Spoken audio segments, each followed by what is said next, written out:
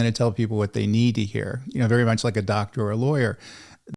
So there's a shift now to independent firms. In other words, what they call boutique analyst firms out there that may not have as much juice. In other words, I don't carry the power of a Gartner Group, the power of a Forrester Research, or a power of 451, things like that. I can certainly have a voice that's heard by a lot of people out there, but I'm not going to be as influential. But I do provide good advice. And a lot of my peers in the industry, other influencers, small boutique firms out there, people that are friends of mine, I think they truly try to provide you with advice they believe in that's not necessarily going to be skewed by biases. So the businesses are increasingly value insights from smaller independent analyst firms that prioritize experience and actionable advice over commercial influence.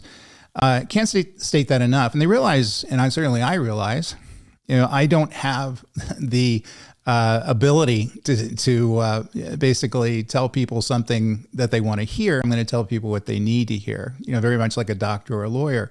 That's just my role. Very much like you guys. You're listening to this channel. I'm telling you what you need to hear. I'm not necessarily telling you what you want to hear. And ultimately looking at the realities of the situation, I think that in many cases, the smaller boutique firms are starting to rise up in utilization within many of these enterprises out there. So decades of exaggerated claims, failed forecasts, and reliance on financial contributions have led to skepticism about Gartner and other analyst firms' credibility and relevance in the tech industry.